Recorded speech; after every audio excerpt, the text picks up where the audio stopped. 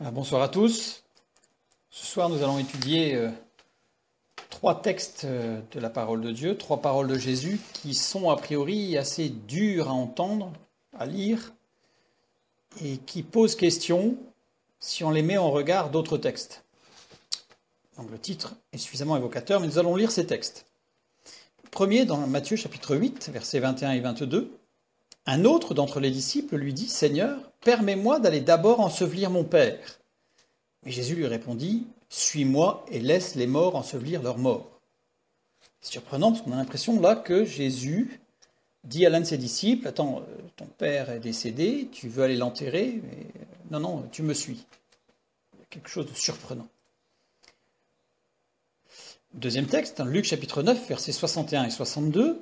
« Et un autre aussi dit, « Je te suivrai, Seigneur, mais permets-moi de prendre premièrement congé de ceux qui sont dans ma maison. » Et Jésus lui dit, « Nul qui a mis la main à la charrue et qui regarde en arrière n'est propre pour le royaume de Dieu. » Là, c'est pareil, c'est très surprenant, puisqu'on a l'impression qu'en fait Jésus lui dit, « Non, il ne faut même pas aller dire au revoir à ta famille, à tes proches, donc fonce. » Et Luc chapitre 14, verset 26, en montant crescendo là, « Si quelqu'un vient à moi et ne hait pas son père et sa mère et sa femme et ses enfants et ses frères et ses sœurs et même aussi sa propre vie, il ne peut être mon disciple. » Là, on monte en crescendo, c'est-à-dire que là, on n'est même plus dans l'irrespect, on est carrément dans la haine. Donc là, il y a bien quelque chose qui ne va pas dans le texte, a priori. Et dans Matthieu chapitre 10, verset 37, c'est une reprise. « Celui qui aime son père ou sa mère plus que moi n'est pas digne de moi, et celui qui aime son fils ou sa fille plus que moi n'est pas digne de moi. » Il semble complètement difficile d'imaginer que l'on puisse mettre sur le même niveau l'amour que l'on peut avoir pour Dieu et l'amour des parents. Et comment est-ce que ça puisse être imaginable d'aimer Dieu différemment. Enfin, ce texte, surtout quand on le met en regard avec Luc 14, est très très surprenant. Et en fait, ça donne l'impression qu'on a un appel à l'irrespect, à la haine. Donc là, forcément, on se pose de grosses questions.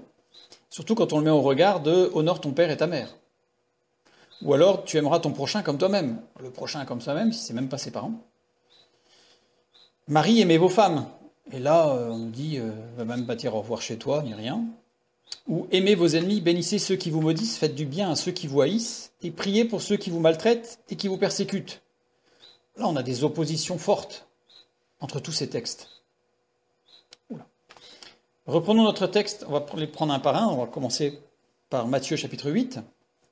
Un autre d'entre les disciples lui dit, « Seigneur, permets-moi d'aller d'abord ensevelir mon père. » Requête du disciple tout à fait légitime. Donc on imagine bien, le père du disciple décède, il vient voir Jésus, lui dit, « Excuse-moi, je vais enterrer mon père et j'arrive. » Jésus lui dit, « Non, tu restes avec moi. » C'est une obligation familiale, logique, et une obligation sociale, d'aller enterrer son père ou sa mère, ses parents. Alors voilà ce que demande cet homme. « Seigneur, permets-moi d'aller. » Le verbe permettre ici, c'est épitrépo. Épitrépo, qui est formé de deux mots. Épi, au-dessus, avant, et tropé, qui veut dire tourner cycliquement. C'est un mot qui est utilisé pour désigner la rotation des planètes. Donc c'est quelque chose de cyclique, c'est quelque chose qui part, mais qui va revenir. Voilà, ça part et ça revient. Donc quelque chose de cyclique. Épitrépo peut être traduit par permettre, on peut le traduire par permettre, ou par envoyer. Dans certains textes, d'ailleurs, c'est un autre d'entre les disciples qui dit « Seigneur, envoie-moi. D'abord, ensevelir mon père. » La conjugaison de ce verbe est intéressante, on va le voir, puisque le temps qui est utilisé, c'est l'aoriste. L'aoriste, on se serait attendu que ce soit du présent. Alors, du présent, ça veut dire que là, présentement, actuellement, maintenant, mon père est décédé, je dois aller l'ensevelir. Or, s'il emploie l'aoriste, ça veut dire que c'est une action passée, présente et future. C'est quelque chose qui n'est indéterminé dans le temps. Et le mode est impératif. Ça veut dire que ce n'est pas une prière qu'il fait à Jésus, c'est un ordre qu'il donne à Jésus. Il donne un ordre à Jésus. Donc on voit qu'il y a des choses qui sont curieuses dans la prière de cet homme. Le disciple donnait l'ordre à Jésus de l'envoyer pour aller d'abord ensevelir son père. Quelque chose qui ne va pas. Et bien sûr, ça va être pour nous interpeller et qu'on puisse faire très attention à ce qu'il demande. Puisqu'il demande, permets-moi d'aller d'abord. Le verbe aller ici, aperkomai. Aperkomai, qui veut dire partir dans le but de suivre quelqu'un, le suivre comme un chef. Ça veut dire que dans le terme qu'il emploie, cet homme ne va pas voir son père pour l'enterrer dans un acte purement factuel, faire ce qu'il faut, mais il y a quelque chose de plus, puisqu'il quitte Jésus pour suivre quelqu'un ou quelque chose d'autre qui va être aussi, voire plus important, puisque c'est d'abord plus important que Jésus. Et ce verbe, aperkomai, lui aussi a une conjugaison particulière, puisqu'il est à l'aoriste second. Ça veut dire qu'il y a une nuance par rapport à l'aoriste. L'aoriste, c'est une action passée, présente et future, atemporelle. Ça, c'est très compliqué à rendre, enfin difficile à rendre dans notre mode de conjugaison, puisque nous, tout est temporel. Alors que dans le grec ancien ainsi que dans l'hébreu, tout est factuel. On insiste sur le fait et non pas sur la temporalité. Donc ici, c'est de l'aoriste second. Ça veut dire que c'est quelque chose passé, présent ou futur, mais qui a des répercussions dans le futur. Et la voix est active. La voix est active, ça veut dire que de toute façon, c'est moi qui pars. C'est-à-dire que si on avait vraiment traduit ce terme, ça aurait été « Seigneur, je m'en vais ».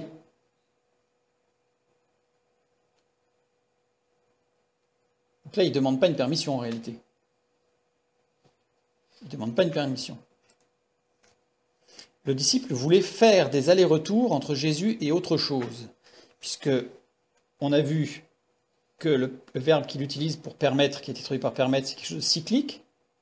Il emploie le temps aoriste, ça veut dire que c'est « je vais faire des allers-retours ». C'est-à-dire que je vais faire des allers-retours pour ensevelir mon père. On va voir évidemment ce que ça veut dire, puisqu'on ne va pas faire des allers-retours de façon indéterminée pendant des mois et des années pour ensevelir son père. Donc, mais il insiste non pas sur un fait ponctuel, ce qui est le cas quand on inhume quelqu'un ou quand on enterre, enfin on va à un enterrement, c'est dans le temps, c'est très circonscrit, c'est une date et puis c'est fini. Tandis que là, il insiste sur quelque chose de cyclique et qui va revenir, qui était, qui continue à être et qui sera, puisque c'est l'aoriste qui est employé, et l'aoriste second qui aura des implications dans le futur en plus. Nous continuons avec notre texte. Cette fois-ci, le verbe ensevelir. Bien comprendre ce que ce disciple demande, et du coup, évidemment, bien comprendre la réponse de Jésus. Entafiazo. Entafiazo, ensevelir. Eh bien non, ce n'est pas entafiazo. Entafiazo, ça veut dire enterrer. Eh bien, ce n'est pas ce mot qui est employé. C'est le mot trapto. Tapto, pardon, il n'y a pas de rot. Tapto. Tapto, qui veut dire rendre les honneurs funéraires. Vous allez me dire, ça se ressemble, mais ce n'est pas la même chose. Parce que entafiazo, c'est vraiment aller à un enterrement et à toute la cérémonie et peut-être tout le protocole nécessaire s'il y a un protocole nécessaire. Là, c'est circonscrit dans le temps. Par contre, c'est tapto. Tapto, rendre les honneurs funéraires. Selon les coutumes, selon le rang social, selon les croyances religieuses et superstitieuses de l'époque, de chacun, c'est différent ça. C'est pas vraiment aller enterrer quelqu'un. Le disciple, en réalité, voulait se conformer à l'esprit du monde, c'est-à-dire au rite, garder ses coutumes, croyances et superstitions. Et quelles étaient ses coutumes et ses croyances, ses superstitions? On va le voir. Chez les Grecs, lorsqu'on parlait de tapto, c'est-à-dire aller à des funérailles, il fallait préparer le corps du défunt. Il fallait lui faire boire du sang d'animaux sacrifiés. Ça veut dire qu'en fait, on insérait dans le corps du sang des animaux sacrifiés chez les Grecs. Donc c'est quelque chose qui est horrible, évidemment, autant d'un point de vue spirituel que d'un point de vue pratique. Et ensuite, il fallait brûler le corps. Ça, c'était le rite chez les Grecs. Chez les Romains, maintenant, On exposait le corps du défunt sur un lit mortuaire. Plus la personne était importante socialement, plus le défunt était exposé longtemps. Il pouvait y avoir des expositions qui duraient plusieurs mois. Donc au préalable, bien entendu, le corps était embaumé, dans ce cas-là, évidemment. Mais donc ça pouvait durer plusieurs mois, selon l'importance de la personne décédée. Il fallait lui faire des offrandes pour les dieux. C'est-à-dire qu'on offrait, on faisait des dons aux morts qu'il devait amener avec lui pour les offrir aux dieux. Ça, c'est chez les Romains. Dans la religion romaine, les superstitions surtout, pour pouvoir traverser les différentes étapes de la mort et rencontrer les différentes dieux ou démons et avoir des offrandes à offrir. Ça, c'était dans les croyances romaines. Et ensuite, le corps était brûlé. Chez les Juifs, à l'époque, on lavait le corps du défunt, on le parfumait, et on le plaçait dans un tombeau afin qu'il retourne à la poussière. Vous allez me dire, d'accord, mais si ce disciple était juif, où est le problème de se conformer à juste laver le corps du défunt, le parfumer et le mettre dans un tombeau pour qu'il retourne à la poussière? Eh bien, le texte biblique nous dit un autre d'entre les disciples. Et le mot qui est employé, c'est hétéros. Hétéros qui veut dire un étranger. Donc, il n'était pas juif. Cet homme n'était pas juif. Sinon, on aurait pu avoir un mot, hémétéros. Hémétéros qui veut dire des nôtres. Et or, nous n'avons pas hémétéros, nous avons hétéros. Nous aurions pu avoir oumétéros, qui signifie qui appartient à l'ensemble des disciples. Donc là, on a un détail de plus. Non seulement hétéros nous dit qu'il n'était pas juif, mais en plus nous dit qu'il n'était pas disciple. Parce que c'est un autre d'entre les disciples. Et d'entre, je n'ai pas mis le mot grec, mais ça ne veut pas dire qu'il était disciple. Ça veut dire qu'il faisait partie de la masse de gens qui étaient là. Au même titre que nous avons, lorsque le peuple d'Israël est sorti d'Égypte dans le désert, le texte biblique nous dit qu'il y avait un ramassis de gens qui étaient avec eux. Ce ramassis de gens, ce n'était pas des Hébreux. C'était toutes sortes de personnes, il n'y avait pas que des Égyptiens, il y avait toutes sortes de personnes qui ont profité de l'occasion pour s'intégrer au groupe. Bien là, si ça avait été oumétéros, nous aurions pu dire peut-être qu'il était grec, peut-être qu'il était romain, peut-être qu'il était scythe, peut-être qu'il était juif. Il a intégré le groupe, il n'était pas forcément disciple. Mais là, on a hétéros, donc c'était un étranger. Donc si c'est un étranger, ça veut dire quoi? Ça veut dire qu'il était ou grec ou romain, à l'époque. Grec ou romain, ça veut dire que ce qu'il entendait par rendre les honneurs funéraires était quelque chose, évidemment, de totalement contraire à la proximité que l'on peut avoir avec Jésus et avec Dieu. C'était en opposition complète. Donc, il demande à Jésus, cet homme, ce grec ou ce romain, qui n'est pas disciple, il dit, moi je veux bien te suivre, mais sache que régulièrement, moi j'irai aux funérailles, c'est-à-dire que j'irai rendre les honneurs aux morts, c'est-à-dire que faire des offrandes aux dieux, ou alors faire boire du sang des animaux sacrifiés aux morts, etc. Là on arrive à des choses qui sont évidemment en totale opposition. Et en plus, il s'impose, puisqu'il emploie le mode impératif, donc c'est-à-dire qu'il s'impose à Jésus, il dit c'est comme ça, et ça ne peut pas être autrement. Et là, on va voir que dans la réponse, Jésus est rempli d'amour pour cet homme, puisqu'il aurait pu quelque part un peu se bloquer, c'est-à-dire se dire jeune homme, il y a quelque chose qui ne va pas là. Pas du tout. On va voir que sa réponse, évidemment, est tout à fait appropriée et nous enseigne sur, le comportement que l'on doit avoir et surtout, sur comment il a amené cet homme à la réflexion. En tout cas, on comprend bien maintenant la question de cet homme qui n'était pas disciple, qui était grec ou romain, à Jésus. Et il dit d'abord, permets-moi d'abord, proton. Proton, c'est un mot important, puisque ça veut dire une première fois. Ça sous-entend, il y en aura d'autres. C'est redondant, mais ça insiste bien sur l'aspect cyclique de la chose. Et premier dans le rang, c'est-à-dire avant tout, c'est-à-dire sachant que là il dit à Jésus, moi je trouve que c'est bien, je veux bien te suivre, mais il y a un truc qui est franchement plus important pour moi, c'est ça. Donc là, on voit clairement, si on n'avait pas compris, qu'il n'est pas disciple. il n'est pas disciple. On reprend notre texte et on continue. Et maintenant, on va voir la réponse de Jésus à cet homme, face à une question qui, de toute façon, n'était pas recevable. Jésus lui répond, « Suis-moi ». Dans le verbe « suivre », c'est « akolouteo », qui signifie suivre celui qui précède, se joindre à sa suite. C'est vraiment, viens avec moi. C'est rempli de douceur, ce mot-là. Jésus aurait pu dire, ça va pas, tu es en opposition, ou il aurait pu lui dire, fais complètement demi-tour, c'est-à-dire convertis-toi, fais demi-tour sur toi-même, ou réfléchis bien à ce que tu me dis. Non, non, Jésus l'amène en lui disant, suis-moi, viens avec moi. Ce mot, akolouteo, vient de alpha, qui est l'unité, qui est une préposition copulative, et qui implique une approbation de Dieu. Dieu approuve ou on est approuvé de Dieu. Par l'emploi de ce petit alpha, on l'a déjà rencontré, parce qu'il a une particularité, c'est qu'il a un esprit rude. Alors je l'ai mis en plus gros pour qu'on le voit bien à l'écran, c'est-à-dire qu'une sorte de petite virgule au-dessus qui est orientée vers, on va dire, vers l'avant, vers la droite. Cet esprit rude au-dessus du A est très très important, au-dessus du alpha, parce que si on présente un alpha avec un esprit, ce qu'on appelle un esprit doux, c'est-à-dire orienté de l'autre côté, je l'ai mis en gros, c'est exactement la même chose, mais orienté de l'autre côté, alors on a une préposition privative, A, c'est-à-dire l'inverse, qui n'a pas, non approuvé. Donc c'est très important ce petit signe, rappelez-vous ce qu'a dit Jésus, pas un seul trait de lettre ne disparaîtra de la parole de Dieu, sinon ça change tout. Sinon ça change tout.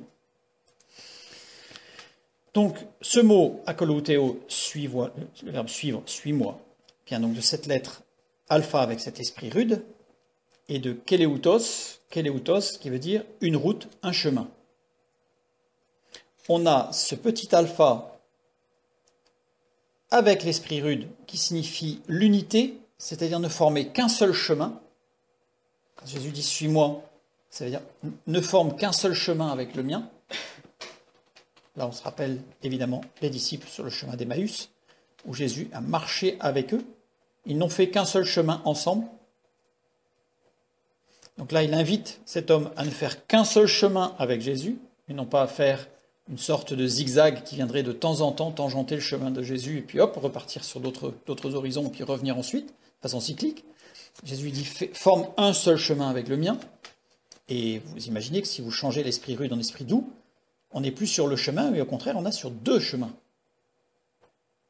Qui peuvent être certes parallèles, mais on a deux chemins bien distincts. Donc ce petit trait de lettre est très important. Jésus invite cet homme à ne faire qu'un seul chemin unique avec lui. À ne faire qu'un. Évidemment, ça nous renvoie à une autre parole de Jésus dans l'évangile de Jean. « Je leur ai donné la gloire que tu m'as donnée », il s'adresse au Père, « afin qu'ils soient un comme nous sommes un ». Ça, c'est le plan de Dieu, c'est l'unité recherchée avec Christ et avec Dieu. Jésus, quand il a dit « suis-moi », il a dit « akolouteo ». Il n'a pas employé d'autres verbes qui ont la même racine, mais qui sont légèrement différents. Il n'a pas employé exakolouteo. Ce qui change juste, ce sont les deux premières lettres. Sinon, c'est la même chose. Il aurait pu employer exakolouteo. Mais ça veut dire imite mes manières d'agir. Jésus nous invite non pas à imiter ce qu'il a fait, ou les disciples, ou l'apôtre Paul, ou même un homme de Dieu quel qu'il soit, ou dans un livre, ou d'un témoignage, mais Jésus nous invite à ne former qu'un seul chemin avec le sien. Donc on n'est pas dans l'imitation, on est dans vraiment être avec lui. Donc ça, ce mot-là, il n'a pas employé celui-là. Il aurait pu employer epakolouteo, qui aurait voulu dire suivre l'exemple seul de son côté, c'est-à-dire on prend le livre, on prend la parole de Dieu, les évangiles, on les lit, puis on se dit ouais, c'est un bon exemple. Je vais suivre cet exemple, mais on ne forme pas qu'un avec Christ. Jésus dit ça ne marche pas. Ce qu'il faut, c'est que tu ne formes qu'un avec moi. Donc il n'a pas employé epakolouteo. Il aurait pu employer katakolouteo. Suivre une autorité historique ou philosophique. C'est un bon penseur, lui. C'est quelqu'un qui a des bonnes idées. Donc je vais le suivre parce qu'il a des bonnes idées. Ça s'arrête. C'est pas que ça. C'est former qu'un. Donc ce n'est pas katalokuteo. Il aurait pu employer sonukaluteo, ce qui signifie suivre un groupe pour une cause commune. Ah, dis donc, ils sont sympas dans ce groupe. Ou alors, ils défendent telle idée, moi je suis d'accord avec ça, je vais dans le groupe. Donc, on n'est pas des militants. Le chrétien n'est pas un militant qui a trouvé un groupe avec des idées communes et il va militer pour ces idées-là. Fussent-elles les paroles de Jésus. Jésus invite cet homme à suivre, à le suivre, sans imitation, sans philosophie, c'est vraiment ne former qu'un. Donc, nous aussi, bien entendu, nous aussi, prenons garde, entre guillemets, je dirais, faire un jeu de mots un peu facile peut-être, mais prenons garde à notre état d'esprit, c'est-à-dire que le petit esprit qui est au-dessus de l'alpha, si nous avons un état d'esprit qui est orienté vers l'arrière, vers la gauche, eh bien nous formons deux routes séparées avec Jésus-Christ. Même si on le suit, on l'imite, etc. On l'imite, on fait des bonnes choses, on fait des bonnes actions parce qu'il a dit de faire ceci, il a dit de faire cela. Si on a un bon état d'esprit qui est tourné vers l'avant, à ce moment-là, on ne forme qu'un. Prenons garde. Pas beaucoup de choses peuvent faire toute la différence. On continue pour voir la réponse de Jésus à cet homme. Donc on a bien compris la première chose qu'il lui dit, c'est de le suivre, de ne former qu'un. Donc il l'amène à la réflexion là. Et ensuite il dit, laisse les morts ensevelir leurs morts. Le verbe laisser, aphiemi. Aphiemi, qui veut dire laisser aller, laisser faire, laisser dire. Laisse-les dire, laisse-les faire. T'en occupe pas. Ne pas tenir compte d'eux. Mais attention, il n'y a aucune notion de laxisme. C'est pas comme si on disait on verra bien. Non, non, pas du tout. C'est une prise de position. Ils ont beau dire, ils ont beau faire, je ne bouge pas, je reste sur ma position de suivre Jésus-Christ. Suis-moi et laisse-les. Laisse-les dire, laisse-les faire. Aphiemi, ça veut dire aussi rupture pour autre chose, c'est-à-dire coupe avec eux. Coupe avec cette religiosité, cette superstition, cette culture peut-être que tu as eue religieuse au niveau social ou familial. En tout cas, coupe ça. Aphiemi, ne pas prendre quelqu'un pour compagnon. Ne prends pas dans ta vie ces choses-là pour compagnon de ta vie. C'est-à-dire, ne va pas sur ce chemin-là. Ne prends pas ces choses pour les intégrer dans ta vie. Au contraire, rupture, cassure, enlève-les. Aphiemi, partir seul de telle sorte que toutes les créances sont abandonnées et les fautes pardonnées. Laisse-les. Pars de ton côté. Détache-toi. Et s'ils te doivent quelque chose, ou si tu as une rancune, ou si tu veux te venger, à la limite, si tu veux faire des choses pour réparer avec eux, ou discuter avec eux, bref, laisse tout ça tomber. Toutes leurs créances, tout ce que tu considères qu'ils te doivent, tu laisses tomber, et tu viens avec moi. Donc on n'est pas dans la revendication, donc il n'y a pas de revendication à avoir. Jésus dit bien, rupture, sans revendication, sans amertume, et sans reste. Là, Jésus, il a quelque chose, il emploie un verbe très fort, en fait. Autant le premier, dans le suivre, c'est former qu'un, c'est rempli de douceur, parce qu'il l'invite à le rejoindre, et dans l'autre, il dit, il faut prendre une position très ferme, très claire. Et quitter sans discuter pour le moment. Alors c'est intéressant parce que ce verbe en grec, il insiste sur le fait de pour le moment. Ça veut dire que ça ne veut pas dire qu'il y a des choses sur lesquelles il n'y aura jamais d'explication. Et pour le moment, tu coupes. On n'est pas là pour commencer à chercher des poux ou à chercher des réponses à des questions qui sont plus ou moins, on ne sait pas trop ce qui se passe. Jésus dit, prends d'abord la décision de me suivre. Et pour le moment, il n'y a pas de discussion. C'est Dieu qui conduira toutes choses, évidemment, pour que, s'il y a besoin, la vérité soit rétablie, la justice soit rétablie, etc. Ce sont des promesses de Dieu qui veillent sur chacun afin que tout soit rétabli. Mais on ne rentre pas dans une discussion, je dirais, purement polémique. Donc, voilà, on coupe tout. Et se sortir d'une étreinte ou d'un piège, puisqu'il est évident que tant qu'on est dedans, on ne se rend pas forcément compte, mais il y a toutes sortes de choses qui sont soit acquises par l'éducation familiale, sociale, professionnelle, environnementale, etc., qui sont en réalité des pièges ou des étreintes, c'est-à-dire quelque chose qui nous bloque, qui nous étreint, qui nous écrase, sans qu'on en ait pour forcément conscience. En général, quand on en a conscience, c'est trop tard, c'est-à-dire qu'on ne peut plus s'en sortir. Évidemment, Dieu intervient et Jésus-Christ peut nous libérer, et il nous libère puisqu'il nous rend libres. C'est ce que nous affirme la parole de Dieu et nous l'avons vécu. Mais Jésus invite vraiment cet homme à réfléchir et à se positionner fermement. Et ce verbe, dans sa conjugaison, évidemment, est à l'aoriste second, évidemment. Ça veut dire que là, on est dans un processus qui va avoir des implications dans le futur aussi. Aoriste tout court, pas de temps, c'est tout le temps. On n'est pas ni dans le présent, ni dans le passé, ni dans le futur, c'est quelque chose de continu. Mais là, c'est l'aoriste second. Donc avec cette finesse de dire que ça aura des répercussions dans le futur, évidemment. Plus on s'approche de Jésus-Christ, plus on est libéré des étreintes et de ce qui nous a piégés, et plus on va vivre et on va se développer, on va grandir, on va s'édifier, et on va connaître le bonheur. Ce que nous allons voir un peu après. Maintenant, Jésus, ensevelir, eh bien c'est tapto, donc c'est-à-dire qu'il emploie le même terme. C'est le même terme que celui que l'homme a utilisé. Donc Jésus ne fait pas d'erreur là. Il lui dit bien, coupe avec ses funérailles. Il ne dit pas qu'il ne doit pas aller enterrer son père. Si son père est décédé, il est évident qu'il doit aller l'enterrer, comme on l'a vu tout à l'heure. Mais là, il dit, coupe avec toutes ces rites, toutes ces superstitions qui sont, à proprement parler, là il ne le dit pas, mais nous on le sait par rapport à la parole de Dieu, qui sont diaboliques. Faire boire du sang de sacrifice, etc. C'est des choses qui sont abominables. Rendre les honneurs funéraires. Conjugaison que Jésus emploie. Jésus emploie une conjugaison. L'aoriste, évidemment. C'est-à-dire, il dit, tu coupes tout ce qui est passé, présent, futur, c'est fini. C'est fini. C'est fini. Tu prends la décision, c'est fini. L'homme voulait servir 2 maîtres en réalité. Il voulait suivre Jésus d'un côté et suivre les habitudes et les croyances du monde, en prenant le prétexte social et familial. Parce qu'évidemment, s'il avait dit dès le départ, moi je vais continuer à aller dans les temples et à adorer les idoles, parce que, alors pour diverses raisons, parce qu'on ne sait jamais, quand même. J'ai déjà entendu ça quelqu'un une fois. Il dit, je vais à l'église le dimanche parce qu'on ne sait jamais quand même. On ne sait jamais quand même. Mais il faisait autre chose aussi parce qu'on ne sait jamais quand même. C'est surprenant ce genre d'attitude. C'est surprenant. Eh bien cet homme était un peu dans cette ambivalence. Il voulait servir 2 maîtres. Il n'y a qu'un seul chemin qui mène à la vie. Il n'y en a qu'un. Christ. Lisons dans Jean 14, 4, 6.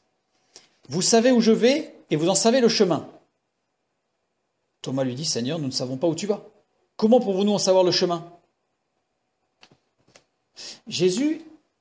Certaines personnes, en commentant ce passage, disent, les disciples n'avaient pas compris que Jésus allait à la mort. Mais non. Parce que Jésus, juste après, lui dit, je suis le chemin. Le chemin, c'est pas qu'il allait à la mort. Évidemment qu'il allait à la mort pour le sacrifice, ça Jésus le savait. Mais les disciples n'avaient pas compris que le chemin, c'était Jésus-Christ. Il ne fallait faire qu'un avec Jésus-Christ. Pas qu'un certain temps. Pas sur une certaine distance, tout le temps. Et Jésus répond, je suis le chemin, la vérité et la vie. Nul ne vient au Père que par moi. Il n'y a qu'un seul chemin. Et on va finir sur la réponse de Jésus. Dans Matthieu chapitre 8, nous avons vu la réponse que Jésus a faite. Mais Luc nous rapporte le même entretien. Mais il ajoute quelque chose. Alors on va le lire. Luc 9, 59, 60. Il dit à un autre, « Suis-moi. » Et il répondit, « Seigneur, permets-moi d'aller d'abord ensevelir mon père. » Jésus lui dit, « Laisse les morts ensevelir leurs morts. » Ça, on l'a vu. Et Luc rajoute, « Et toi, va annoncer le royaume de Dieu. » Donc ça veut dire que c'est pas le tout de prendre une décision ferme en disant « Bon, allez, j'arrête. » Il y a quelque chose de plus. Il y a quelque chose de plus. Et on va voir. Va annoncer le royaume de Dieu. Va aperkomai. Oh, comme c'est curieux, comme c'est bizarre. C'est exactement le verbe qu'il a utilisé tout à l'heure, l'homme. Seigneur, permets-moi d'aller d'abord ensevelir, aperkomai. Donc Jésus, en plus, très subtilement, va sur son terrain et utilise les mêmes termes. pour l'amener à réfléchir. Il n'est pas dans une confrontation frontale en disant « t'as complètement faux, mon pauvre, je vais tout te remettre au carat là ». Pas du tout. Jésus, il va comme sur le chemin d'Emmaüs. Jésus, il a marché avec eux. Il s'éloignait de Jérusalem. Mais il a marché avec eux, il les a suivis. Quelle grâce pour nous aussi, d'avoir ce Dieu d'amour qui parfois, lorsqu'on s'égare, il nous amène, il nous suit et il nous ramène, comme le bon berger qui va chercher sa brebis. Vous savez, quand on regarde la brebis perdue, souvent on utilise ce texte pour rendre témoignage en disant Dieu va chercher celui qui est perdu, qui est pécheur. Mais le texte en réalité signifie, il s'adresse à des disciples, à des chrétiens, et le terme perdu signifie intoxiqué. C'est-à-dire que le bon berger, il va chercher la brebis qui a été intoxiquée. Très souvent, nous sommes intoxiqués, encore plus dans notre société moderne, je pense, par tout ce qu'il peut y avoir. Donc nous sommes intoxiqués, et Jésus-Christ, dans son amour, comme sur le chemin d'Emmaüs, il vient nous chercher et il nous accompagne. Soyons sensibles à son appel, évidemment, pour revenir dans le chemin de Jésus-Christ. Va annoncer le royaume de Dieu. Annoncer diagelo. Diagelo, qui veut dire publier. Vraiment annoncer, publier la bonne nouvelle. Mais diagelo vient de dia, qui signifie, c'est une préposition dénotant le canal d'une action. Je trouve ça rempli je trouve ça fantastique cette réponse de Jésus, puisqu'il, tout en douceur, il lui dit, va annoncer. Alors, c'est pas, tu vas faire un effort pour aller annoncer, c'est qu'il dit, va, aperkomai, comme tout à l'heure, mais annoncer. Tu vas servir de canal pour une action. Messager de Dieu. C'est-à-dire que ce n'est pas un effort, c'est qu'on devient un canal. Qu'est-ce qui fait? Le canal, il ne fait que lieu de passage pour quelque chose qui vient de plus haut. L'image du canal, c'est l'eau. C'est l'eau de l'esprit qui va couler en nous. Et comme l'a dit Jésus, celui qui boit de l'eau que je lui donnerai deviendra une source d'eau vive. Il n'aura plus jamais soif, il deviendra une source.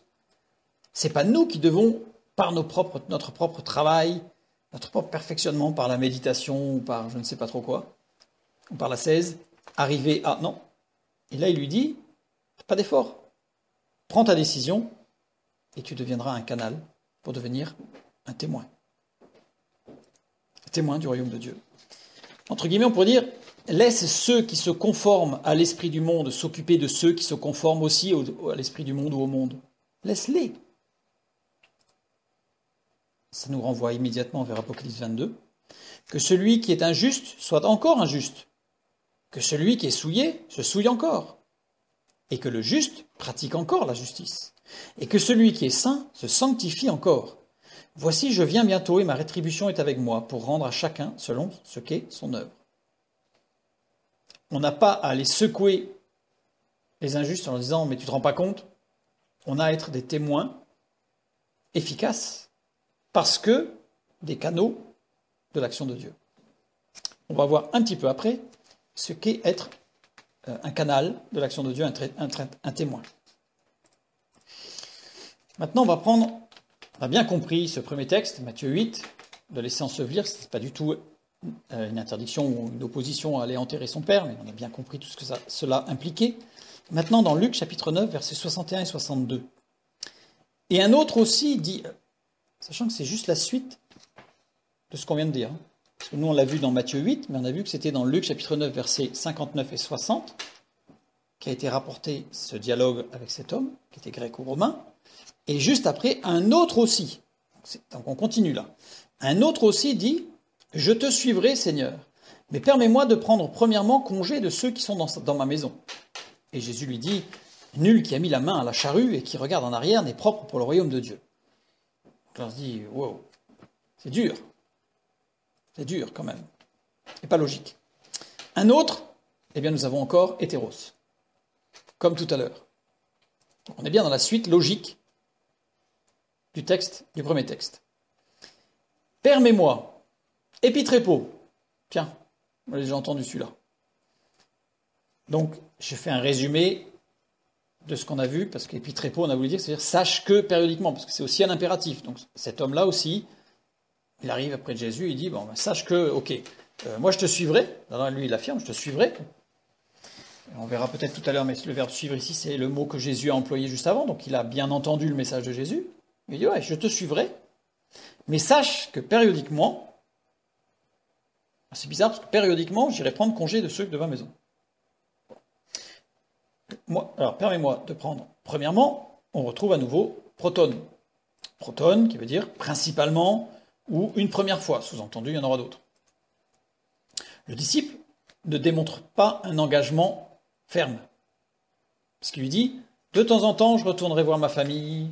C'est-à-dire que c'est pas très clair son engagement. Il dit, je vais te suivre, mais sache que de temps en temps, je vais m'éclipser parce qu'il faudra que j'aille voir ailleurs. Donc là, on n'est pas dans un engagement ferme. Et pour lui, c'est une ferme décision de ne pas être dans un engagement ferme, puisqu'il l'affirme. Donc il ne se pose pas de questions, c'est clair. Je te suivrai à kolouteo. C'est le même mot que tout à l'heure.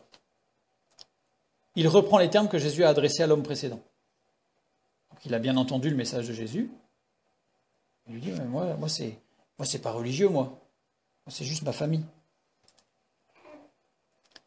Mais le problème, c'est que ce verbe suivre, Jésus l'a employé au présent. Maintenant, suis-moi. D'ailleurs, quand il a appelé les disciples, toi, suis-moi. Il n'a jamais dit, toi, tu me suivras demain. Il dit, toi, suis-moi. C'est une reprise, évidemment, de cette parole de Dieu à Moïse sur le buisson ardent. Et ensuite dans le creux du rocher. Il y a tout un jeu de mots, mais on ne va pas l'étudier ce soir. Mais toi, suis-moi. C'est-à-dire, marche avec moi. Cet homme, il le conjugue au futur. Ce qui dénote bien un manque d'engagement ferme. C'est-à-dire qu'évidemment, quand on rencontre la grâce de Dieu, quand on se convertit, on ne va pas dire « Seigneur, c'est formidable, je te suivrai l'année prochaine ». Il y a quelque chose qui ne va pas.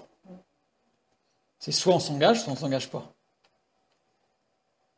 C'est comme si un jeune homme rencontre une jeune femme, il dit « Ah, tu es merveilleuse, dans une dizaine d'années, on se retrouve ». Il y a quelque chose qui ne va pas. C'est on s'engage ou on ne s'engage pas. Tout simplement. Donc cet homme, il ne s'engage pas. Toutefois, il y a quand même une certaine légitimité dans cette affirmation de cet homme, cette pseudo-question, parce qu'il l'affirme en fait, par l'impératif, donc ce n'est pas une question. Prendre congé de ceux de sa maison, c'est quand même pas dénué de sens.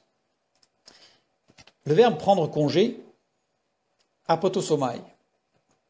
Apotosomai, qui veut dire mettre à part, qui veut dire se séparer. Logique. Il va se séparer de sa famille, puisqu'il va suivre Jésus plus tard. Bon, là, il va s'engager peut-être. Il va passer la dernière soirée avec eux. C'est pas dénué de sens. Mais il est conjugué à la voix moyenne. Et ça, par contre, ça pose un problème. Parce que la voix moyenne, ça veut dire que le sujet qui accomplit l'action, donc qui va prendre congé, en fait, il accomplit une action sur lui-même ou pour son propre intérêt. C'est-à-dire qu'en fait, il n'a pas du tout l'intention d'aller voir ses parents ou ses frères et sœurs ou sa famille, je ne sais pas, pour aller les prévenir et les remplir d'affection. Non, c'est parce qu'en fait, il a des intérêts, il a des choses à récupérer pour lui. Son action, elle est égoïste, égocentrée. Sinon, ça n'aurait pas été une conjugaison à la voix moyenne. L'homme veut mettre à part pour lui quelques éléments. Alors lesquels ? On ne sait pas. On va découvrir quelques petites choses, mais on ne sait pas tout. C'est sa vie. Ce que l'on sait, c'est que c'est une attitude égoïste et que ce n'est pas du tout dans l'intérêt de sa famille qu'il agit. Ce verbe, pour bien le comprendre, il faut aller voir un petit peu son utilisation dans l'Ancien Testament, dans les traductions qui sont les Septante, traductions en grec par des juifs hellénistes, qui parlaient couramment le grec, mais qui étaient juifs de langue maternelle, qui étaient donc hébreux. Et ce verbe est employé uniquement pour remplacer un autre verbe en hébreu dans l'Ancien Testament, yash. Et yash, ça veut dire quoi ? Ça veut dire être sans espoir. Ou provoquer le désespoir. Donc ça veut dire que cet homme-là, par l'emploi de ce verbe, le texte biblique nous montre que cet homme était désespéré et il amenait le désespoir. Mais il amenait le désespoir à qui ? À sa famille. On en voit un peu plus, on va lever un peu plus le voile encore sur qu'est-ce qui se passe. Et du coup, on va bien comprendre la réponse de Jésus, bien entendu. Donc là, j'ai mis les textes dans lesquels on peut retrouver ce verbe en grec dans l'Ancien Testament. Ce qui est intéressant de voir aussi, c'est une sorte de clin d'œil pour vraiment montrer la correspondance, c'est que Yahash est employé 6 fois dans l'Ancien Testament et apotosomai est employé 6 fois dans le Nouveau Testament. Dans le texte biblique, tout est structuré et on a en particulier des structures avec des rappels des mots qui sont employés un certain nombre de fois, etc., qui montrent des corrélations. Donc là, c'est 6 fois à chaque fois. Et ça veut dire quoi? Ça veut dire que ça insiste sur une réaction purement humaine. 6, c'est le chiffre de l'action humaine, de l'homme non régénéré. Donc ça veut dire que le texte nous montre que cet homme-là, il était désespéré et qu'il amenait le désespoir dans sa famille de façon périodique, puisqu'il emploie le verbe permettre, épitrépo, on a vu que c'était quelque chose de périodique, de cyclique.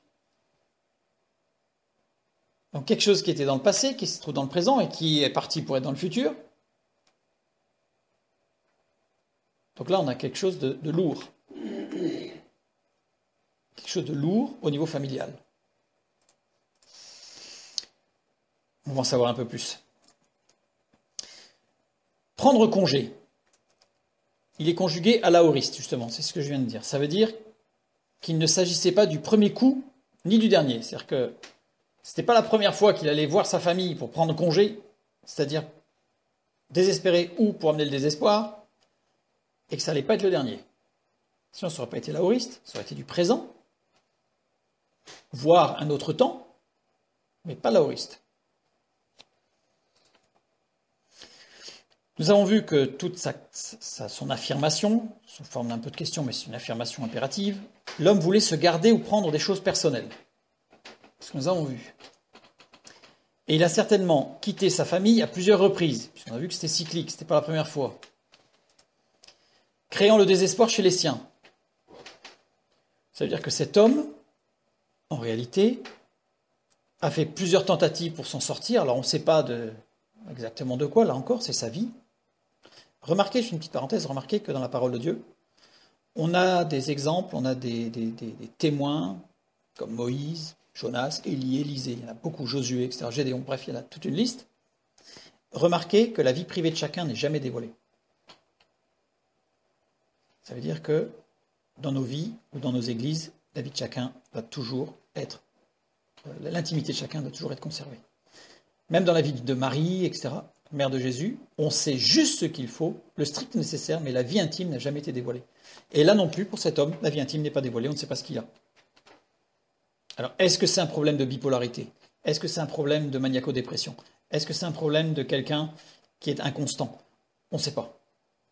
Pas la peine de tirer des plans. On sait juste que, voilà, régulièrement, c'était désespérant et il a essayé plusieurs fois de faire des choses et ça n'a jamais fonctionné. On a un autre cas dans l'Ancien Testament de quelqu'un comme ça qui a demandé à aller dire une action pour dire au revoir de séparation avec les siens. C'est dans 1 Roi 19, 20, c'est Élisée. Élie qui lui dit « Viens, tu vas devenir le serviteur de Dieu à ma suite. » Et Élisée lui répond « Laisse-moi embrasser mon père et ma mère, et je te suivrai. » Élie lui répondit « Va et reviens, car pense à ce que je t'ai fait. » Là, il lui avait mis le manteau, etc. Donc, ça veut dire qu'il allait devenir prophète. Un appel de Dieu. Là, on voit la même réaction à la limite, sauf que le terme n'est pas du tout le même, puisque le verbe « laisse-moi embrasser mon père », c'est « nachak ». Nachak, qui veut dire « embrasser affectueusement ». Donc là, on n'est pas du tout dans un intérêt égoïste, c'est qu'il va embrasser affectueusement son père et sa mère. Et nachak veut dire aussi « allumer un feu », entretenir un feu. Élisée est allé témoigner de son attachement profond avec ses parents, et il a agi pour que ce foyer ne s'éteigne pas. Donc là, on est l'inverse du désespoir, au contraire. Donc on voit bien que dans la réponse, la parole de Dieu ne nous dit pas de nous séparer de notre famille ou d'avoir une attitude de manque de respect ou de dire j'ai décidé de suivre Jésus donc j'ai plus qu'à prévenir personne, je pars. Pas du tout. On doit être dans le respect de la construction de la famille, de tous ceux qui nous entourent. Et on va voir la suite, bien sûr, avec un engagement pour Christ. Donc la réponse de Jésus à cet homme maintenant. Nul qui a mis la main à la charrue et qui regarde en arrière n'est propre pour le royaume de Dieu. Et je pense que pour bien comprendre la réponse de Jésus, il fallait bien comprendre la question ou affirmation de cet homme. Parce que mettre la main à la charrue, mettre la main à la charrue, c'est une image récurrente du service pour Dieu. C'est-à-dire que la charrue, mais aussi tout ce qui est les images agricoles, il y en a énormément, et qui nous parlent dans le Nouveau Testament et dans l'Ancien, du service pour Dieu. Donc on a la main à la charrue, cet aspect agricole, renvoie au service de Dieu. Nul qui a mis la main à la charrue et qui regarde en arrière. Pour quelle raison mettons la main à la charrue? Pour la faire avancer, pour travailler la terre et la rendre cultivable. C'est-à-dire que la charrue, on ne sème pas avec une charrue. On n'ensemence pas. On ne met pas d'engrais. La charrue, c'est travailler la terre pour qu'elle soit cultivable et qu'elle puisse être ensemencée. Donc c'est travailler la terre. À cette époque, les charrues étaient tirées par des animaux. Souvent des bœufs. Surtout des bœufs. Un exemple, dans l'Ancien Testament, on va reprendre 1 Roi 19, 19, donc là c'est le verset juste avant celui qu'on a lu tout à l'heure sur Élisée. Élie partit de là et il trouva Élisée, fils de Shaphat, qui labourait. Il avait devant lui 12 paires de bœufs, et il était avec la 12e. Élie s'approcha de lui et il jeta sur lui son manteau. C'était l'appel de Dieu. C'est juste après qu'il demande à aller embrasser ses parents. Imaginez quand même qu'il a 12 paires de bœufs, c'est-à-dire 24 bœufs. Il a une charrue qui est tirée par 24 bœufs. Imaginez la taille de la charrue. Souvent, on a des images où on voit une personne avec un bœuf, 2 bœufs à la limite. Quand il y en a 4, et 24. Imaginez la puissance développée. La charrue devait être énorme. La charrue devait être énorme. Le fermier n'a pas la force pour déplacer un outil aussi massif. C'est le travail des animaux. La tâche du fermier se limite, entre guillemets, j'aurais pu mettre, se limite à guider la charrue. Et ce texte biblique nous montre comment on guide la charrue. En se concentrant sur le but, pour que ce soit droit, le sillon. On évite en général de faire des sillons au zigzag, on essaie de faire des sillons droits.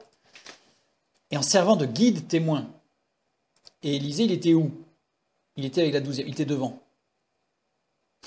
Et c'est là ce qu'on a vu tout à l'heure. Être un témoin pour publier la bonne nouvelle, c'est être devant, marcher. On n'a pas d'effort particulier à faire, puisque le travail de la charrue, ce sont les bœufs qui le font. C'est Dieu qui s'en occupe. Nous, on a juste, entre guillemets, à avoir les yeux fixés sur le but, à ne former qu'un seul chemin avec Jésus-Christ, et on marche avec Jésus-Christ. Et notre marche sera un exemple pour les autres, sera un exemple pour les autres. On n'est pas dans un travail de forçat. Parce que mettre la main à la charrue, ça donne l'impression que la charrue, c'est nous qui devons la tirer.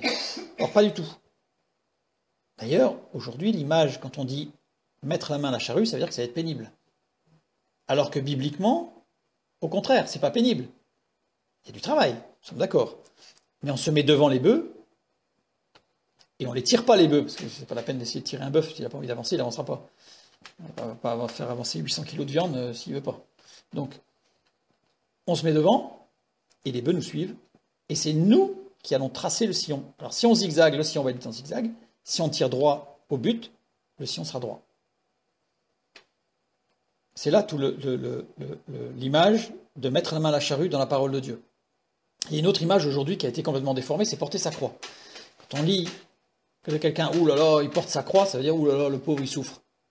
Alors que bibliquement, je vous renvoie vers une étude qu'on a déjà fait, mais porter sa croix, ça veut dire quelque chose de léger, puisque c'est quelque chose qu'on ne porte pas, puisque c'est l'image de porter le joug avec deux trous, et c'est Jésus qui porte le joug. Donc nous, on marche avec lui, en fait. Porter sa croix, c'est montrer bien haut l'étendard. Qu'est-ce que c'est un étendard? En général, on ne met pas l'étendard à l'arrière. On met l'étendard devant. Donc porter sa croix, ça veut dire être devant, marcher avec l'étendard. Celui qui a l'étendard, c'est pas une arme, l'étendard. Mais il marche avec l'étendard. Tout le monde voit l'étendard, et c'est le point de ralliement, et tout le monde suit l'étendard. Portons notre croix et soyons des témoins. Fermons la parenthèse. Donc ici, cet homme, Jésus lui répond, « Nul qui a mis la main à la charrue. » Jésus interpelle l'homme.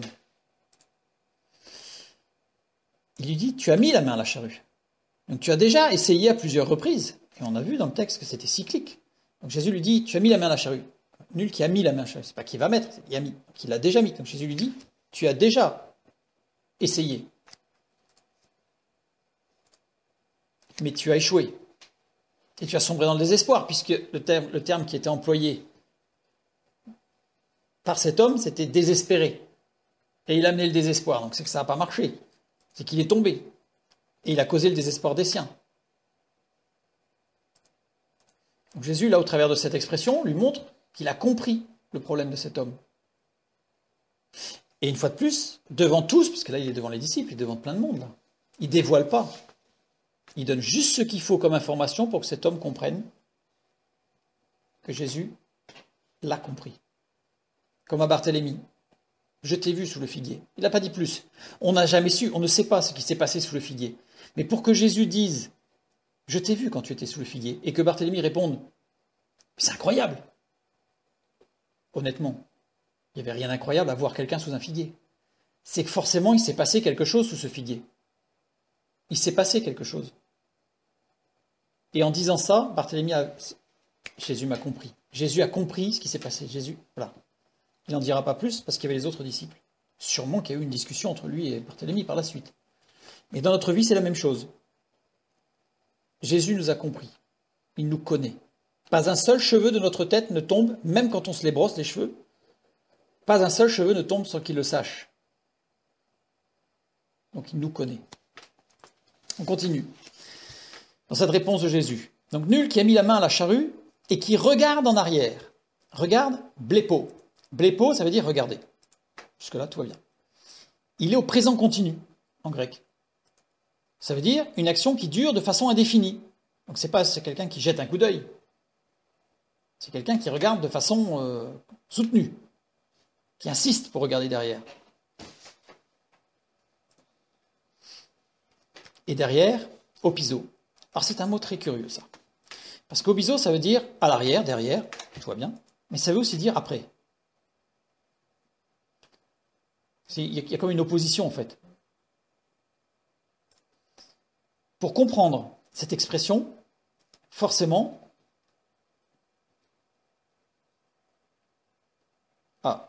une question, je vais quand même y répondre. D'où vient-il qu'il faille confesser ses péchés en public selon certains ? Eh bien, ça vient d'une culture catholique qui parle de la confession auriculaire, c'est-à-dire de la confession qui doit être verbalisée à un ecclésiastique qui doit être faite. Or, ça, ce n'est pas biblique, puisque la confession auriculaire et publique n'est jamais biblique. On peut rendre témoignage de la grâce de Dieu, publiquement, et ça il le faut, par exemple dans le baptême, mais confesser publiquement, alors attention, si on a porté atteinte à une assemblée, on doit publiquement, à ceux à qui on a porté atteinte, on doit demander pardon et on doit se confesser.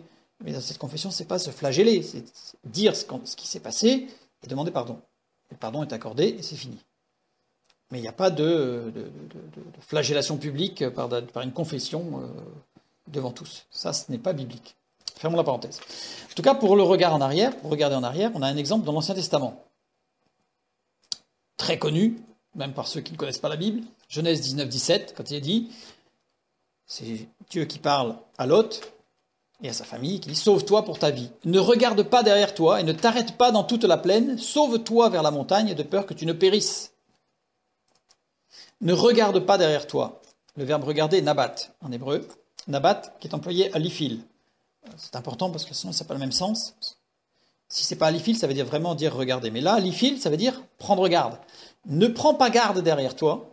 Ne considère pas ce qu'il y a derrière toi. Et justement, derrière, achar.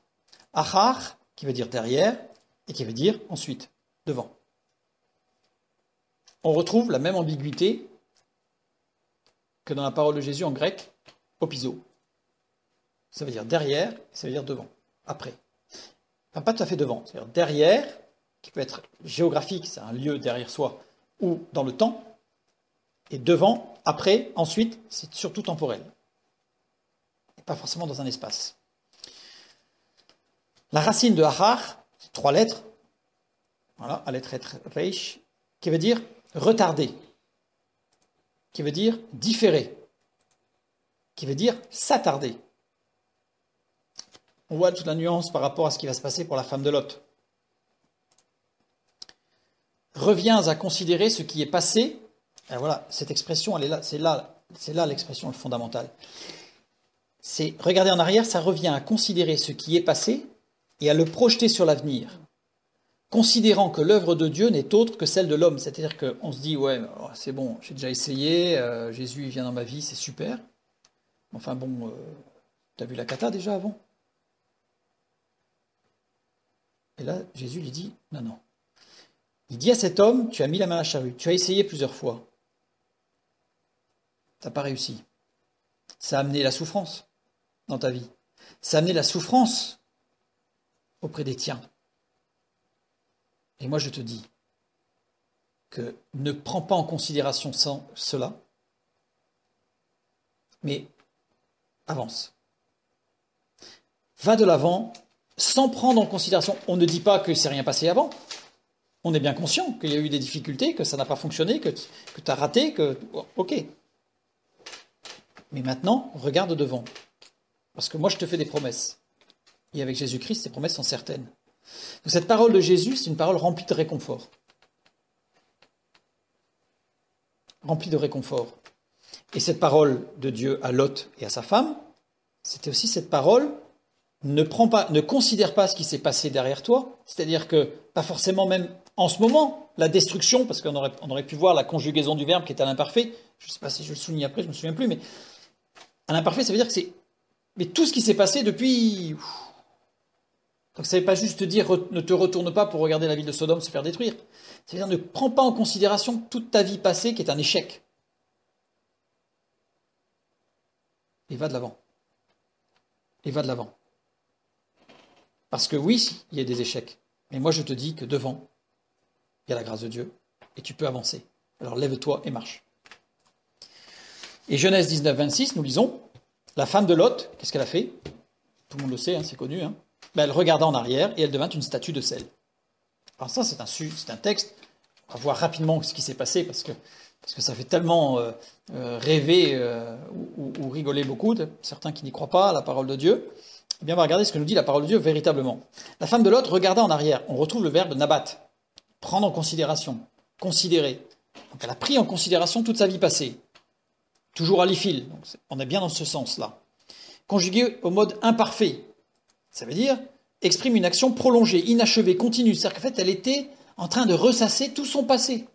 Elle ne s'est pas fait que se retourner rapidement, jeter un coup d'œil sur ce qui se passait derrière.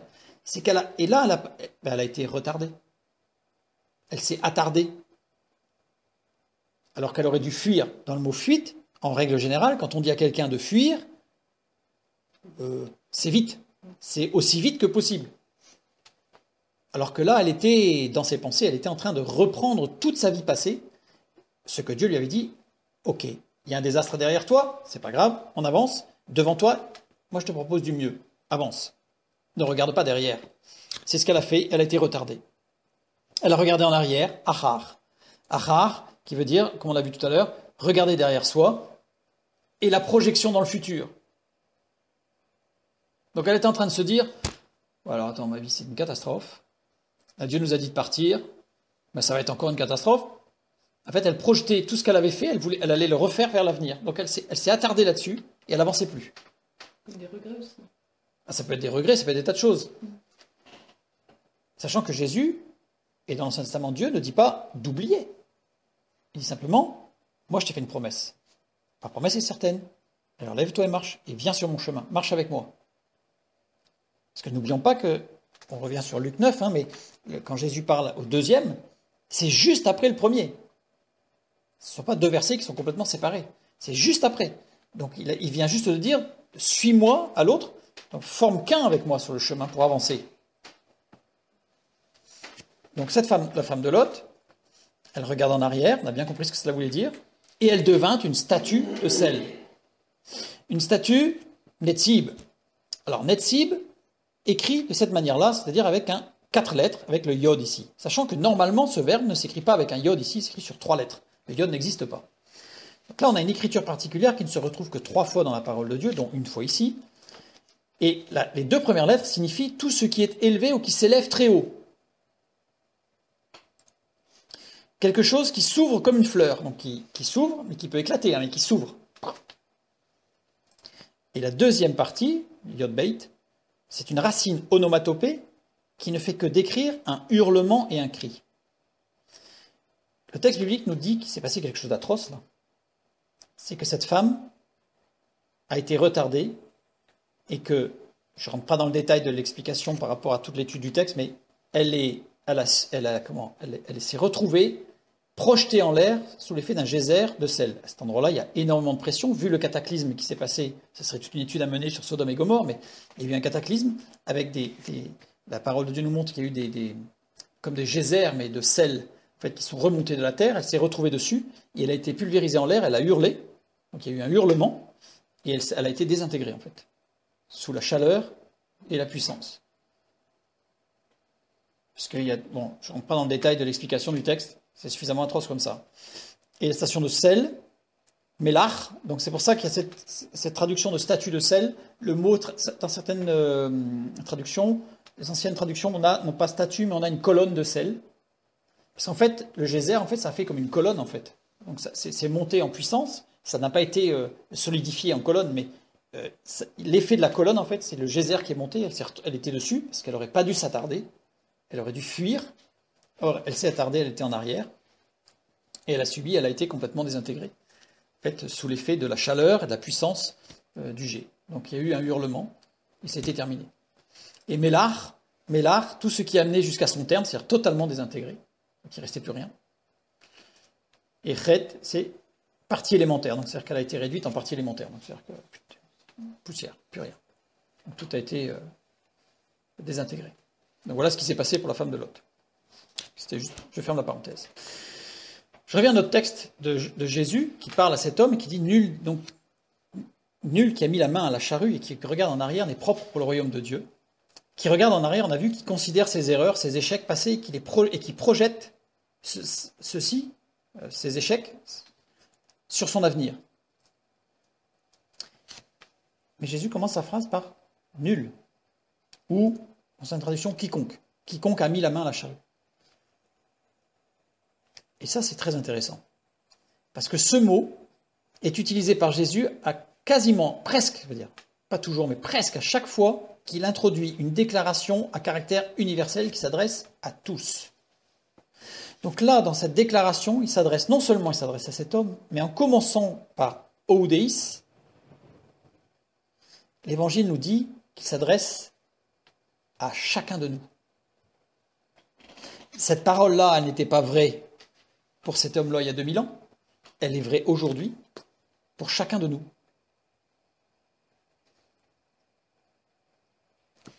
Ce n'est pas parce qu'il y a eu des erreurs, ce n'est pas parce qu'il y a eu des échecs qu'avec Dieu, ça n'est pas possible. Tout est possible à celui qui croit. Donc pour chacun de nous. Celui donc, qui regarde en arrière n'est pas propre pour le royaume de Dieu. N'est pas propre, eutétos. Eutétos vient de deux mots. Eu, être bien, être heureux. Et titémi, qui veut dire former un projet, donner, mettre en place. Ça veut dire que là, Jésus nous dit, il ne peut pas former de projet de bonheur, il ne peut pas donner le bonheur, il ne peut pas être heureux, il ne peut pas former un projet pour être heureux, il ne peut pas mettre en place le bonheur. Celui qui regarde en arrière. Ne regardons pas en arrière. Pour le royaume de Dieu, eis, petit détail qui n'est pas petit, parce que petit dans l'écriture, mais grand dans le sens, ce mot eis n'exprime pas un but ou une notion de futur. On a l'impression, quand on lit cette phrase, n'est pas propre pour accéder au royaume de Dieu. Alors que littéralement, c'est désigne une action passée. C'est-à-dire que là, il s'adresse à des gens qui sont déjà dans le royaume de Dieu, qui sont déjà avec Jésus-Christ. Et Jésus leur dit, toi, même si tu as fait des erreurs, alors que tu étais déjà chrétien, mais que il y a eu des échecs, parce qu'il y a eu des erreurs, parce qu'il y a eu des choses mal comprises, etc., peu importe. Peu importe, d'ailleurs, peu importe. Pardon. Moi, je te dis qu'il y a de l'avenir pour toi. Et ce n'est pas dans un but de futur, c'est maintenant. Et Eis, ça ne veut pas dire pour atteindre, pour accéder, pour recevoir le royaume de Dieu. Le royaume de Dieu, tu l'as déjà. Et là, il s'adresse à ceux qui sont déjà actifs dans le royaume de Dieu, pour le royaume de Dieu. Merci. Donc, pour celui qui est déjà engagé dans le royaume de Dieu. Eutétos est utilisé à 3 reprises dans le Nouveau Testament. Donc, dans notre passage ici, dans Luc 14, 35, quand il est parlé du sel qui perd sa saveur, et dans Hébreux 6, 7, quand il est parlé de l'herbe utile au fermier, celle qui a été arrosée, qui a poussé, etc. Le sel ou l'herbe qui n'est pas eutétos devient ainsi un objet de jugement. Donc, dans ces 2 passages, on voit que ce mot renvoie à celui qui n'est pas propre, c'est-à-dire celui qui n'est pas dans cette dynamique de construction parce qu'il regarde en arrière, eh bien, il est propre au jugement. Même si on a mis la main à la charrue, il est toujours possible de devenir impropre au royaume de Dieu. Ça, c'est très important aussi. C'est pas parce qu'on a commencé qu'on va aller forcément au bout. Tout dépend de notre positionnement, de notre engagement avec Jésus-Christ à ne faire qu'un dans son chemin. Donc autant il y a le message de la parole qui nous dit « Tu as tout raté avant, mais moi je te dis qu'on peut tout recommencer et on attaque parce que c'est possible. Ne projette pas sur l'avenir ce qui s'est passé dans le passé. » Mais aussi il dit « Mais c'est pas parce que tu as tout réussi jusqu'à présent qu'on peut croiser les bras, s'asseoir et se dire « C'est bon. » On reste dans cette dynamique d'être un témoin. On est à l'avant de nos 24 bœufs, là. Et on est témoin. On prend l'étendard, on avance. Et le travail, c'est Dieu qui va le faire. Le travail de force, c'est Dieu qui s'en occupe. Mais il a besoin d'un témoin. Ne regardons pas en arrière. C'est Dieu, par son esprit, qui nous rend et nous rendra capables d'aller de l'avant. Et là, on peut s'écrier, avec l'apôtre Paul, dans Philippiens 3,13, oubliant les choses du passé, je me porte vers ce qui est en avant, parce que la promesse de Dieu est certaine. Et notre dernier texte, assez rapide à étudier, parce qu'on va l'étudier à fond, mais on va juste voir cette notion de haine vis-à-vis de son père et de sa mère, de ses enfants, frères, sœurs, famille. Si quelqu'un vient à moi et ne hait pas son père et sa mère et sa femme et ses enfants et ses frères et ses sœurs, et même aussi sa propre vie, il ne peut être mon disciple. Si quelqu'un vient à moi, erkomai, qui veut dire venir, qui n'a aucune notion ni affective ni d'hostilité, c'est-à-dire que cette expression, si quelqu'un vient à moi, soit pour chercher la vérité, et si je pouvais employer ce néologisme, pour chercher des histoires, vous voyez, c'est-à-dire que toute personne qui vient à moi, avec quels que soient les désirs de son cœur, quels que soient les sentiments qu'il a dans son cœur, quelles que soient les pensées qu'il a, peu importe. Toute personne qui vient à moi. Conjugaison, temps présent. Donc c'est vraiment au moment où la personne s'approche de Jésus. Là, on n'est pas dans pendant toute sa vie de la personne qui s'approche de Jésus. Non, non, c'est au moment où la personne s'approche de Jésus. C'est un moment très particulier. Donc c'est pas toute sa vie, c'est à ce moment-là. Conjugaison, voix moyenne ou passive déponente. Ça veut dire... Alors, le passif déponent, ça veut dire que c'est toujours traduit par une voix active, mais ça peut être passif ou actif. C'est-à-dire qu'on est amené à Jésus-Christ. Je prends l'exemple d'un couple. L'un des deux est marié. Les deux c'est un couple, sont mariés, pardon. L'un des deux est chrétien, donc il va... Et l'autre, il suit. Donc, il suit à l'église. Il n'est pas en opposition, mais il suit à l'église. Il n'est pas chrétien non plus, mais il suit. Voilà, donc... Il est passif, c'est-à-dire qu'il est amené pas dans une rencontre à Jésus-Christ personnel, mais il est amené à la connaissance de Jésus-Christ. Donc c'est passif, comme ça peut être actif parce qu'il recherche la vérité. Ça peut être les deux sens.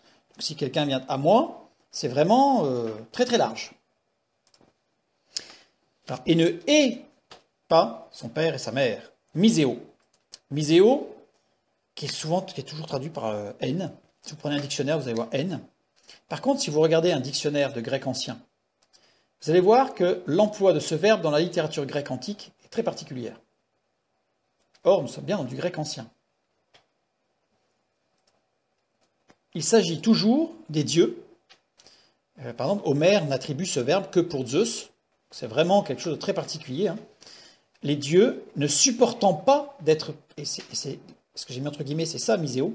d'être pris pour cible ou d'être contrariés. Quand on dit contrariés, ça veut dire bloqués dans leurs actions. C'est un mot qui a toujours un rapport à quelque chose de spirituel et qui amène une notion d'hostilité et de blocage. Donc ça veut dire que si je prends le sens littéral de ce verbe miséo, je dis, si quelqu'un vient à moi et ne supporte pas d'être pris pour cible, d'être contrarié par son père, par sa mère, d'être bloqué dans cette approche de Jésus-Christ, par son père, par sa mère, par sa femme, par ses enfants, par ses frères, par ses sœurs, et même aussi pour sa propre vie, ses propres désirs, s'il ne supporte pas, s'il ne veut pas de contrariété, il ne peut être mon disciple. Pour bien comprendre, on va voir, pour bien comprendre ce que cela signifie, la parole de Dieu, il y a un deuxième passage qui nous parle de ce texte dans Matthieu 10, 37, qui nous dit « Celui qui aime son père ou sa mère plus que moi n'est pas digne de moi, et celui qui aime son fils ou sa fille plus que moi n'est pas digne de moi. » Alors, ce deuxième texte que l'on prend, parce que c'est le premier dans l'ordre des évangiles, mais c'est le deuxième que l'on prend ce soir, nous semble plus doux, moins agressif quand même, parce qu'il n'y a pas la haine. Donc c'est s'il aime son père plus que moi, bon. On va regarder ce que cela signifie. Celui qui aime son père ou sa mère, c'est philéo. Philéo, si je le mets en regard de miséo, philéo, ça veut dire amitié. C'est pas l'amour profond d'une vie. Et ce qui est curieux, c'est qu'il y a un terme particulier quand c'est un amour filial. C'est-à-dire qu'en grec, il y a un mot pour désigner l'amour de parents vers leurs enfants ou d'enfants vers les parents. Il y a un mot très particulier. Alors là, philéo, c'est vraiment quand on a des amis. Je dirais presque même des copains. Copains, copines. Donc c'est-à-dire que ce n'est pas un mot profond. Alors que dans l'évangile de Luc, c'est un mot très profond. Donc on ne peut pas dire que ces deux textes-là se placent sur le même niveau. Alors toute une étude montrerait qu'en fait, ils ne se placent pas sur le même niveau, ils parlent de la même chose, mais sur des niveaux complètement différents, puisque dans un des textes, Jésus s'adresse à ses disciples très proches, et dans un autre des textes, il s'adresse à la foule. Donc ce n'est pas du tout la même chose, ni le même environnement. Ceci étant, ça va nous permettre de comprendre quand même miséo, puisque plus que, c'est la traduction de ou père. Ou père, qui est souvent traduit par au-dessus d'eux, donc qui est plus grand, hein, plus que, ça se comprend. Mais ça signifie aussi, dans les textes antiques, on prend toujours le grec ancien, on ne prend pas les dictionnaires qui sont des dictionnaires bibliques, parce que malheureusement parfois ils ne prennent pas le sens étymologique du mot. Et ici, ou père, ça veut dire pour la défense d'eux. C'est-à-dire que si quelqu'un vient à moi, et cette notion qui aime, c'est celui qui aime son père ou sa mère plus que moi, celui qui aime son père ou sa mère pour la défense de moi, on va voir ce que ça veut dire. Au nom d'eux, pour la prospérité ou la sécurité, pour l'intérêt d'eux, qu'est-ce que nous dit ce texte ? Il nous dit, celui qui m'aime au travers de son père ou de sa mère ne saurait être de moi. C'est-à-dire que celui qui va à Jésus-Christ pour faire plaisir à sa femme, papa et maman, ils sont chrétiens, donc moi je suis chrétien. Hein. Bah oui, normal. Hein. Là Jésus dit non, là tu peux pas. C'est logique. C'est logique. Et dans l'autre texte, en fait, si on prend bien le sens de miséo, celui qui ne peut pas être en désaccord profond avec les siens à mon sujet. C'est-à-dire que si, parce qu'il s'engage pour Christ, sa famille lui dit « Ah non, mais là, c'est pas possible. Là. Ah non, si tu vas dans cette église-là, si tu te convertis, nous, on ne te connaît plus. » S'il n'est pas capable d'affronter ça, avec la grâce de Dieu, bien sûr, mais s'il n'est pas capable de prendre la décision de dire « Eh bien, à ce moment-là, tant pis », à ce moment-là, il ne peut pas devenir disciple. Ce qui est logique. Parce que ça veut dire qu'à ce moment-là, si sa propre famille, s'il lui dit non, tu ne te convertis pas, et qu'il se dit ah bon, moi je ne me convertis pas, il ne peut pas devenir disciple de Christ. Ça paraît logique. Donc on voit que ces textes, en fait, là, sont des textes qui sont très profonds, mais qui ne sont pas des textes de haine. Et en particulier le premier dans Luc 14. C'est un texte qui montre bien un enjeu spirituel très profond, puisque c'est ce terme miséo, en réalité, n'a de sens que dans un contexte spirituel.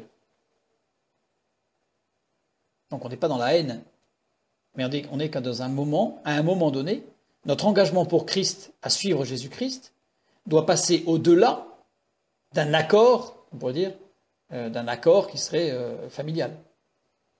Logique. Logique.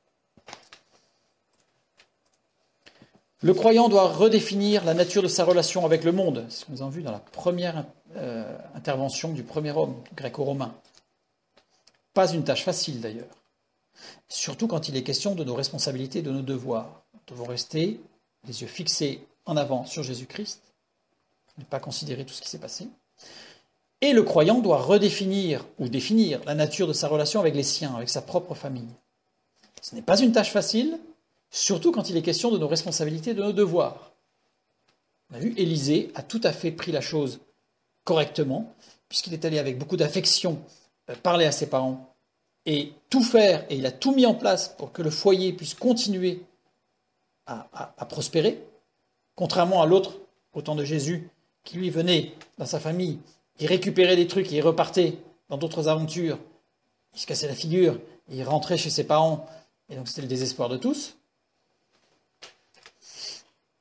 Ceux qui pensent devenir un disciple de Jésus, pardon, il y a une faute, mais doivent prendre le temps de calculer la dépense et de déterminer s'ils sont disposés à mettre de côté leur propre aspiration pour suivre Jésus-Christ.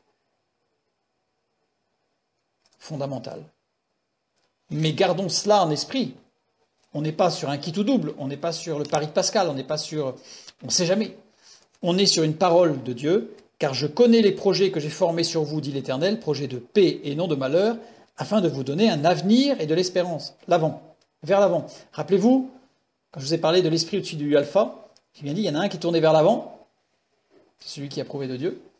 Et il y en a un, la virgule là, elle est tournée vers l'arrière, celui qui se divise dans son chemin. De quel esprit sommes-nous animés? Eh bien, j'espère que c'est celui de Paul quand il dit, oubliant les choses du passé, je me porte vers ce qui est en avant. Que Dieu nous conduise, que Dieu nous fortifie, et que nous puissions nous lever, nous relever s'il le faut, fortifiés par la grâce, pour aller de l'avant, en oubliant, quand le verbe oublier, ce n'est pas effacer la mémoire, c'est je ne prends pas en considération les choses passées, certes elles sont là, certes elles sont parfois difficiles, il me reste des cicatrices peut-être, mais avec la grâce de Dieu, c'est lui qui me rendra capable de marcher et d'aller de l'avant. Que Dieu vous bénisse, et à bientôt.